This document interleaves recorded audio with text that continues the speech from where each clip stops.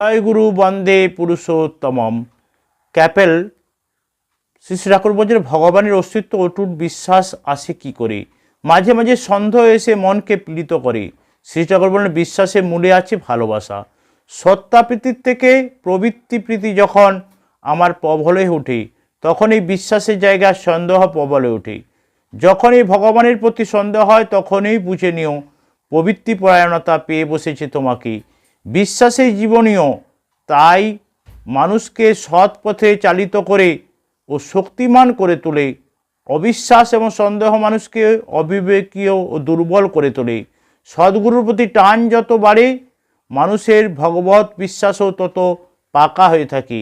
আর সাধনার ভিতর দিয়ে সত্তার আদিভূমির সম্বন্ধে প্রত্যক্ষ জ্ঞান লাভ করতে হয়। সেই অনুভূতির উপর দাঁড়িয়ে তখন মন টলে কম। প্রবৃত্তিপরায়ণতার জাল ভেদ করতে না পারলে বিশ্বাসের স্মৃতিলাভ হয় না। প্রবৃত্তিপরায়ণতা একটা মিথ্যা আবরণ সৃষ্টি করে, তা সত্যকে আবৃত করে রাখে। সূর্য স্বয়ং প্রকাশ, কিন্তু তার কেমন মাঝে মাঝে মেঘে ঢাকা পড়ে, তা দেখনি? শ্রী শ্রী ঠাকুর কথা বললেন। সকলকে জয় গুরু বন্দে পুরুষোত্তম।